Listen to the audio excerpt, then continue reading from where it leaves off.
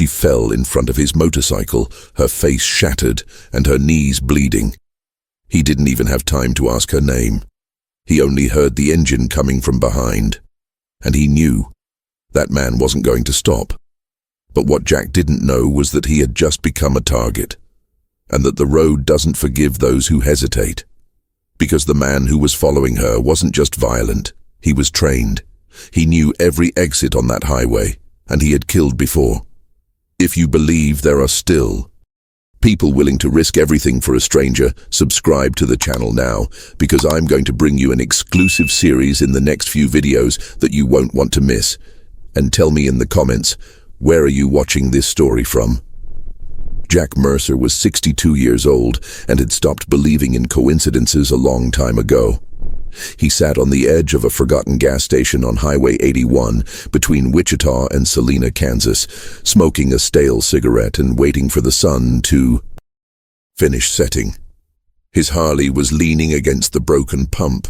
The wind blew red dust across the empty road. He heard the noise before he saw anything. Uncoordinated footsteps, panting breath, someone running as if their life depended on it. Jack slowly looked up, and then she appeared. A woman, maybe 30 years old, blonde, stained with blood and dirt, dress torn at the thigh, bare feet bleeding on the hot asphalt. Her face was so swollen Jack could barely see her eyes. She stumbled, fell to her knees in front of him, didn't cry, just looked up, and said, "He's coming behind us." Jack didn't ask who, he didn't ask why. He only heard the second engine, a powerful V8 cutting through the silence of the road, coming fast, very fast. She gripped his arm tightly. Her nails broke into the leather sleeve. "Please." He doesn't stop. He never stops. Jack looked at the highway. The car hadn't yet appeared around the bend, but it was close. He felt the weight of the moment, the decision he didn't want to make, because he knew what it meant to get involved. He knew the price. But when he looked at her again, he saw something he hadn't seen in years. Pure fear. Not the kind of fear that passes, the kind that destroys, the kind he had seen in the mirror after he lost his daughter.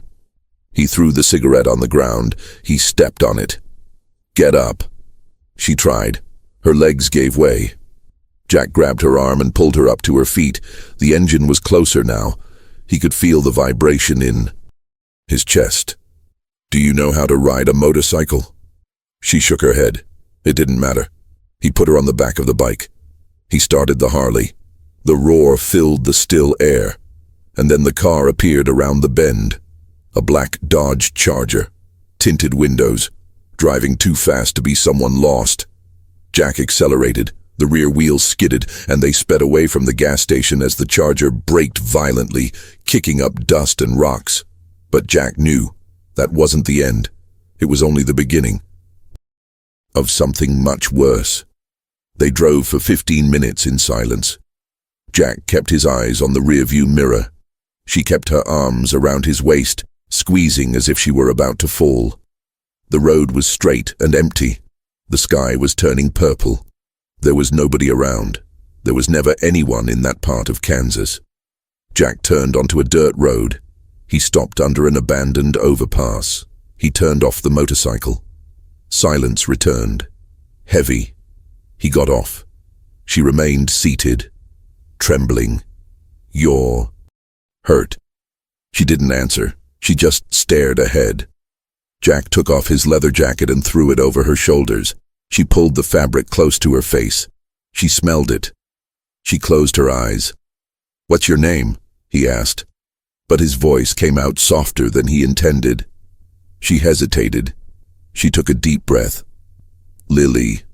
"Lily what?" "Only Lily." Jack nodded. He understood. He crouched down in front of her. He tried to see the injuries. Her left eye was almost closed. Her upper lip was cracked. Purple. Marks on her neck. He knew those marks. Fingers, pressure, attempted suffocation. "Is he your husband?" She shook her head. "Boyfriend?" Another negative response. "So who is it?" Lily opened her eyes, and Jack saw something that made him take a step back. It wasn't just fear. It was recognition, as if she had seen death up close. And now she knew exactly what it looked like. "He was my boss," she said, her voice thin and brittle. "I cleaned his house 3 times a week. He was always strange. But he never did anything. Until today." Jack felt his stomach clench. What did he do? He locked the door. He hung up the phone. He said, "I should never have looked in the wrong drawer." "Which drawer?" She swallowed hard. "The one that had the photos." Jack didn't ask what kind of photos. He didn't need to. The kind of man who locks doors and breaks faces doesn't keep family photos. "I ran," Lily continued. "I jumped out the kitchen window. I ran across the yard, through the back. I crossed the cornfield. I kept running. And then I heard the car." Jack looked at the road. Nothing yet. But he knew. That type of man doesn't give up. "Do you have family? Someone to pick you up?" "No." "Friends?" "No." Jack ran a hand over his face. He felt the roughness of his beard, the heavy weariness. He wasn't a hero. He never was.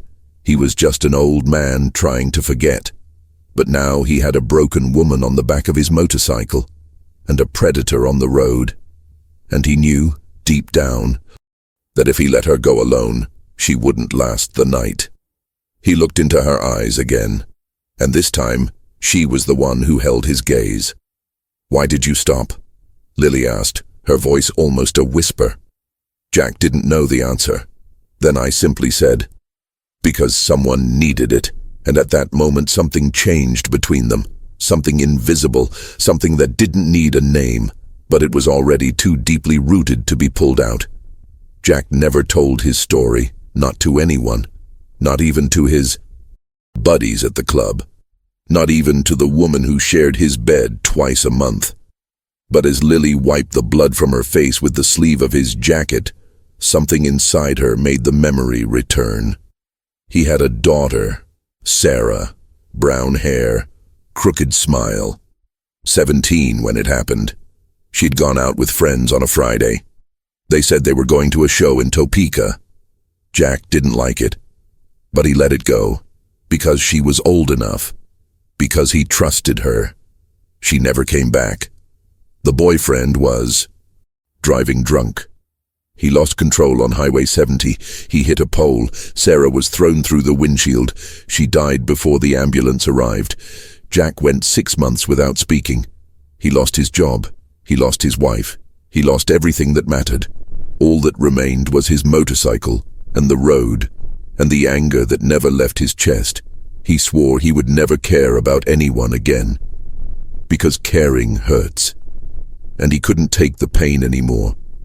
But now, looking at Lily sitting on the cold, concrete floor, he felt the same tightness in his chest that he felt when he last saw Sarah in the hospital. "How old are you?" he asked, trying to push the memory away. 28, almost the age Sarah would be.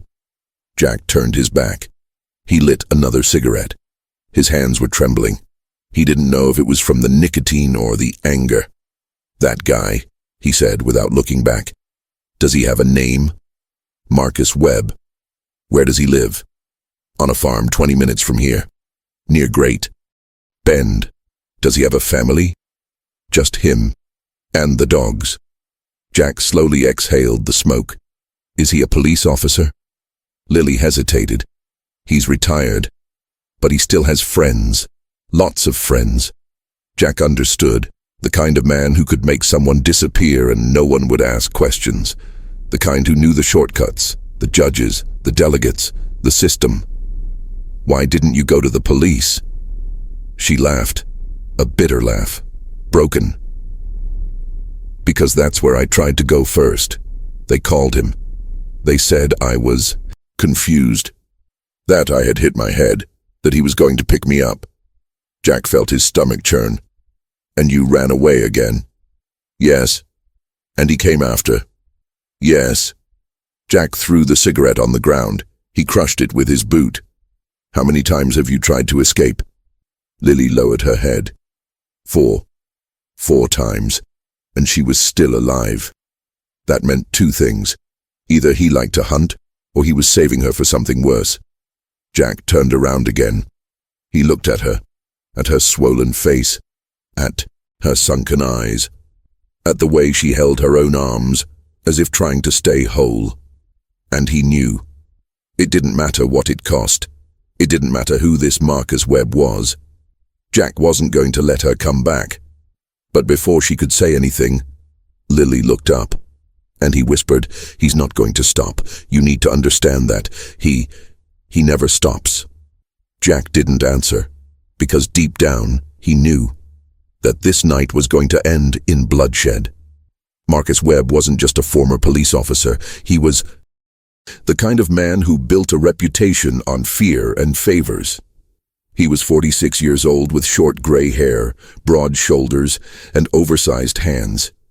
He wore black leather boots and always carried a Glock on his hip. He owned a secluded farm, 3 Rottweiler dogs, and nobody asked questions. He knew every sheriff within a 200-kilometer radius. He knew the judges. He knew the prosecutors. He knew the men who decided what mattered and what didn't matter. And Lily didn't matter. She was just another one. He'd had others. Some stayed longer. Others tried to escape. None managed to get far enough. But she had succeeded. And that irritated him. Marcus was driving the Charger with one hand on the steering wheel and the other on his knee. He wasn't in a hurry. He knew she had nowhere to go. He knew she had no money, no friends, nothing but her torn dress and her fear. He had tracked her down easily. The old gas station, the dust kicked up, the motorcycle tire tracks, an old biker. Probably just an idiot who wanted to play the hero. Marcus smiled. Heroes die easily. He picked up his cell phone. He dialed a number. "Tom, it's Marcus. I need you to check the cameras on Highway 81 near the Reds gas station. I want to know which motorcycle passed by there in the last 2 hours." On the other end, a tired voice mumbled something. "It's urgent," Marcus said, his voice low and controlled. "I have a situation." "I understand," Tom replied. He always understood. He knew Marcus. Didn't care about anything small. Marcus turned off the phone. He kept driving. He passed the empty gas station. He saw the bloodstains on the concrete. Barefoot footprints. Boot prints. He got out of the car. He crouched down. He touched the blood with his fingertip. It was still fresh. She had been there less than half an hour ago. Marcus looked at the road. The options were few. South to Salina, north to Beloit, or west to the empty lands. He bet on the west. That's where desperate people always went. To a place with no cameras, no witnesses, no turning back. He got back in the car. He started the engine, and he accelerated. Because he wasn't going to stop. It never stopped, and this time it would be no different. Meanwhile, Jack and Lily were standing under the overpass. The air was getting cold. Jack looked at his watch. 8:15 at night. Too dark to walk on the main road, but too dangerous to stay still. "We need to get moving," he said. Lily didn't argue. She just got back on the motorcycle. Jack started the engine, but before he drove off, he heard something. A distant rumble, a powerful engine, coming from the wrong direction. He looked in the rearview mirror. Still nothing, but the sound was getting louder. "Hold on tight." He accelerated. The motorcycle lurched forward. The wind whipped against his face. Lily gripped his waist tightly, and then, in the mirror, he saw the headlights. 2 yellow circles cutting through the darkness, coming quickly. Very fast. Jack didn't look back again. It just accelerated more. The road was an endless black ribbon, poorly lit, few curves, few exits. Jack knew that region. He had passed through there dozens of times, but never like this. Never with someone depending on him. Never with a predator on his tail. He kept the Harley on the edge. 130, 140. The Charger's headlights were still there, not losing ground, not gaining, just following. Lily didn't say anything, she just held back. Jack could feel her breath on his back. Quick, terrified, he needed to decide, keep running until the fuel runs out or stop and face it. The second option was suicide. He knew it, a 62-year-old man against a trained ex-police officer. It didn't make sense, he had no chance. But the first option was also death. Slow, inevitable. Jack looked at the speedometer. 150. The motorcycle was at its limit. The Charger wasn't. He needed to think. Then he saw it. An exit. A dirt road, narrow, no sign, almost invisible. He turned sharply. The rear wheel skidded.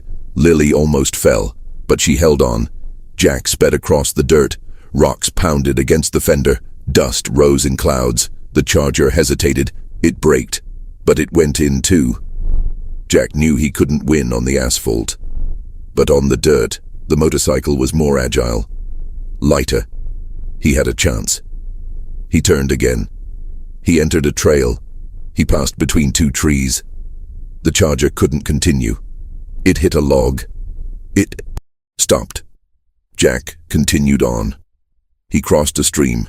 He climbed a hill. He stopped on the other side. He turned off the motorcycle. He waited. Silence. Lily went downstairs. She fell to her knees. She vomited. Jack went down too. He looked back. Nothing. Only darkness. He looked at her trembling body, at her physical fear. And for the first time since Sarah died, he felt something other than emptiness. He felt a sense of purpose. But then he heard the Charger's engine, far away, but still running. He hadn't given up. He had simply changed his strategy. And Jack knew that the next time they met, there would be no escape. They stood there for 20 minutes. Jack tried to hear any sound besides the wind. Lily was sitting on a rock, hugging her knees, staring straight ahead with glazed eyes. She didn't speak. She didn't cry. She just breathed. Jack checked his cell phone. No signal. He looked at the tank. Less than a third full. He looked at the sky. Thick clouds. It was going to rain. He needed a plan. But he didn't have one. Then he heard the noise. It wasn't an engine, it was something smaller, closer to home. Steps. Jack turned his head slowly. Lily heard it too. She froze. And then he appeared. It wasn't Marcus. It was another man. Younger, maybe 35. Tactical jacket. Holster at his waist. Military boots. He emerged from the darkness with the weapon already in his hand. "Don't move," he said. Jack slowly raised his hands. "We don't want any trouble." Too late. The man pointed the gun at Lily. "Get up."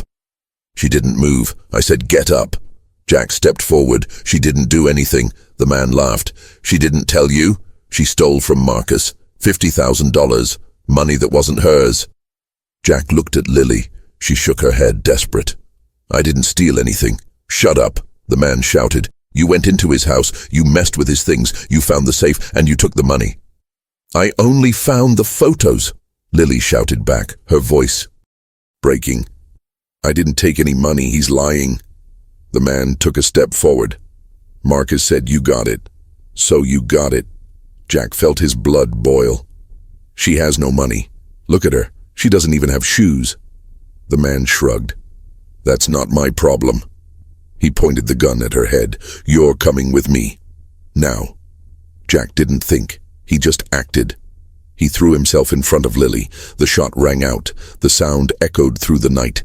The bullet grazed Jack's shoulder. He felt the heat, the pain. But he didn't stop. He grabbed the man's arm, twisted it. The man screamed. The gun fell. Jack punched. Once, twice, 3 times. The man fell to the ground. Lily screamed, but Jack didn't hear. He just kept going, punching, punching, until his hands ached, until the man stopped moving. Jack stopped. He took a deep breath. He looked at his own hands, blood, Lots of blood. He looked back. Lily was standing there, in shock. Is he dead? Jack checked. Weak breathing, weak pulse, but alive. No, but almost. Jack picked up the gun from the floor. He checked the magazine. 6 bullets. He looked at the fallen man, at the blood, at the mistake he had just made. Because now it wasn't just about escaping, it was war. Jack had a number saved. A number he hadn't called in 3 years. He picked up the fallen man's cell phone. It still had a signal. Weak, but it was there. He dialed. 3 taps. Hello? The voice was deep, tired, more familiar. Mitch, it's me. Silence on the other end. Then, Jack, what the hell? I need help. What kind of help? The kind that could kill me. Mitch didn't answer immediately. Jack heard the sound of a door slamming. Footsteps. Then, where are you? West of Route 81, near Claflin. What did you do? I dated someone who wasn't my problem. Now he is. Mitch sighed. How many? At least 1, maybe more. Police? Former police officer. But he has connections. Shit, Jack. I know. Mitch fell silent again. Jack knew what he was thinking. He knew he was asking too much. But there was no one else. I'll call the brothers, Mitch said finally. We'll meet at Raven's Point, half an hour. Thanks. Don't thank me yet. Mitch hung up. Jack put his cell phone away. He looked at Lily. We need to move. Now. She nodded. They got on the motorcycle. Jack started the engine. He looked back one last time. The man was still lying there, unconscious, but alive. And that was a problem. Because when he woke up, he would speak, and Marcus would know exactly where they were going. But Jack had no choice. He accelerated. Raven's Point was an old bar, wooden facade, broken neon lights, 3 motorcycles parked out front. Jack knew that place. It was neutral territory. Nobody messed with anybody there. Not the police, not gangs, nobody. He stopped in front. Lily got out. She was trembling, not from cold, from exhaustion. Jack entered. 3 men were sitting at a table in the back. Mitch stood up. He was tall, gray beard, arms covered in tattoos, tired, but sharp eyes. He looked at Jack, then at Lily. Is that her? Yes. Mitch nodded to the other 2. They stood up too. They didn't say anything. They just looked. Jack knew that silence. It was the silence of men who had already seen too much, who had already lost too much, who had nothing left to lose. What do you need? Mitch asked. A safe place, at least for tonight. And then what? I'll deal with it later. Mitch looked at Lily again, at her swollen face, at her frightened eyes. Did he do this to her? Yes. Mitch clenched his teeth. How many? At least 2, maybe more. Armed? Yes. Mitch looked at the brothers. They nodded. They understood. We have a place, Mitch said. 10 minutes from here, nobody knows. Nobody will find it. Thanks. Mitch placed his hand on Jack's shoulder. You're not alone in this. And Jack, for the first time that night, felt something akin to hope. But it didn't last long, because outside, the roar of a powerful engine cut through the night. And Jack knew Marcus had arrived. The Charger pulled up in front of the bar. The engine shut off. The door opened. Marcus got out, alone, but not unarmed. Jack saw the holster on his hip, saw the way he walked, calm, confident, dangerous. Mitch stepped forward. You are not welcome here. Marcus smiled, but it wasn't a friendly smile. I only want what is mine. She is not yours. Marcus stopped. He looked inside the bar, at the group, at Jack, and finally at Lily, who was hiding behind the guys. Lily, he said, his voice low, almost gentle. You know this is going to end badly, for you and for them. Lily did not answer. I don't want to hurt anyone, Marcus continued. I just want to talk. Just you and me. She's not going anywhere with you, Jack said. Marcus finally looked directly at him. And who are you? The hero? The savior? I'm just someone who doesn't let scumbags hit women. Marcus laughed. A dry laugh. You don't know anything. You don't know who she is, what she did. I know enough. Marcus shook his head. You're making a mistake, a big mistake. So I commit the crime. Marcus took another step forward. The brothers took their positions, hands on their weapons, ready. Marcus stopped. He looked around. He calculated, 5 against 1. Not good odds, but he wasn't in a hurry. All right, he said, raising his hands. I'll leave, but this isn't the end of it. He turned his back. He walked back to the car. He opened the door. He stopped. He looked back one last time. You have 24 hours, he said, looking straight at Lily. After that, I'll be back, and I won't be coming alone. He got in the car. He started the engine, and he drove away. The silence that followed was heavier than any words. Mitch looked at Jack. He's not bluffing. I know. So what are you going to do? Jack looked at Lily. She was crying. Silently, tears streamed down her swollen face, and he knew that it didn't matter what happened. He wasn't going to let Marcus take her, even if it cost everything. They went to their hideout, an old cabin, isolated, surrounded by trees, no electricity, no running water, but safe. For now. Lily sat on an old mattress in the corner. She hugged her knees. Jack lit a lamp. The dim light danced on the wooden walls.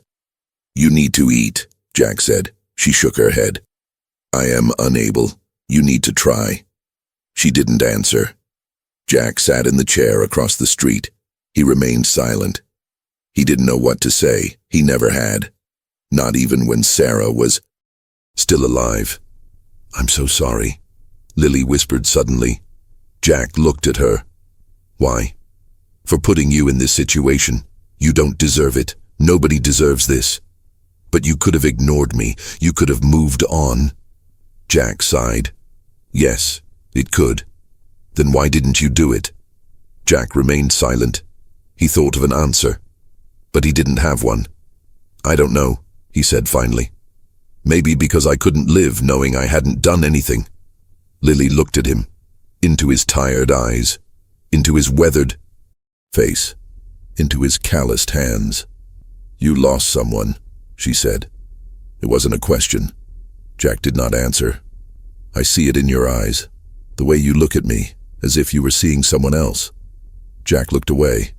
My daughter, she died. 10 years ago. How? Car accident. Lily lowered her head. I'm very sorry. It is not necessary. Yes, I need to, because now I know. Why you stopped. Why you're here. Jack said nothing. You're not saving me. Lily continued, her voice choked with emotion. You're trying to save her. And those words hit Jack like a punch in the gut. Because they were true. The whole truth. He wasn't there for Lily. I was there for Sarah, for the chance he never had. For the second chance that God, or the universe, or whatever it was, had placed in front of him. And he wasn't going to waste it, even if it meant dying trying. But then suddenly everything changed. Jack's cell phone vibrated in his pocket. He picked it up. It was Mitch. Jack, we have a problem. What? Marcus didn't come alone. He brought reinforcements, lots of them. How many? At least 8, maybe more. They're blocking the roads, checking every place, every hiding place. Jack felt his blood run cold. How much time do we have? Hours. Maybe less. Shit. There's more, Mitch said, his voice tense. He said that if we don't hand her over by dawn, he'll burn everything down. The bar, the houses, everything. Jack closed his eyes. He's not bluffing, is he? No. Jack looked at Lily. She had heard everything. She was pale. I'm going to turn myself in, she said. No, Jack, I can't let other people die because of me. You're not going to die either. So what do we do? Jack didn't answer, because for the first time, he didn't know. Jack left the cabin. He needed air. He needed to think. The night's cold cut through his skin. He lit a cigarette. His hands trembled. Mitch appeared out of nowhere, silent as always. "What are you going to do?" he asked. "I don't know." "You need to know. Because soon, we won't have a choice." Jack took a long drag. He exhaled the smoke slowly. "He wants her. He doesn't want us. And you think he'll stop if we hand him over?" "No. So what's the plan?" Jack threw the cigarette on the ground. "We don't give up. We confront." Mitch shook his head. 5 against 10, maybe more. Not good odds. They never were. Mitch smiled. A tired smile. "You haven't changed at all. Neither you." Mitch placed his hand on Jack's shoulder. "So let's finish this." But before they could return to the cabin, they heard a scream coming from within. Jack ran. Mitch followed. They went inside. The door was open, the lamp was out, and Lily was gone. Jack felt his heart race. "Lily!" No response. He ran out. He scanned the area with his eyes. Nothing, only darkness. And then he saw footprints, fresh, barefoot, leading towards the road. "She went alone," Mitch said. "Shit." Jack ran. Mitch yelled for him to wait, but he didn't stop. He just ran. Down the trail, through the bushes, to the road, and then he saw Lily, standing in the middle of the road, alone, looking ahead, and ahead of her, the Charger. Stopped, headlights on, illuminating her. Marcus was standing next to the car, waiting. "Lily, no," Jack shouted, but she didn't look back. He simply walked, toward Marcus, toward the end. And Jack knew that if he didn't act now, he would lose her. How Sarah lost her. Then he ran faster, and he shouted, "If you touch her, I'll kill you." And Marcus, for the first time, truly smiled, because finally Jack had done exactly what he wanted. He had come out of hiding, and now he was in the crosshairs. Marcus didn't draw his weapon. He didn't need to. 6 men emerged from the darkness, armed, trained, surrounding Jack like wolves. Lily stopped in the middle of the road. She turned to Jack. Her eyes were full of tears. "I'm sorry," she said. "Don't do that," Jack pleaded. "I can't let you die because of me, and I can't let you die." Marcus clapped his hands once, twice. What a touching scene. But it's over. He made a sign. 2 men grabbed Lily. She didn't fight. She just cried. Jack stepped forward. 4 guns were pointed at him. "You made your choice," Marcus said. "Now you pay the price." But then the sound. Motorcycles, lots of motorcycles, coming from all directions.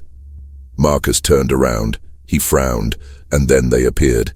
10, 15, 20 motorcycles, headlights cutting through the night, roar filling the air.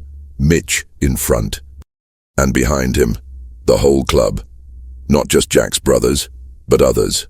From neighboring towns, from neighboring states, all united, because word had spread that one of their own was in danger, and nobody leaves a brother behind. Marcus retreated. His men hesitated. Mitch got off the motorcycle. He looked at Marcus. "You have 2 options. Let her go and leave, or we resolve this the wrong way." Marcus looked around. He calculated 20 against 6. Those weren't good odds anymore. But he wasn't an idiot. He made a sign. The men released Lily. She ran to Jack. He held her. Marcus got into the car.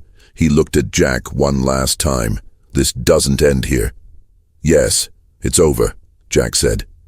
Marcus started the car and drove away, without looking back. The silence that followed was one of victory, but also of sadness.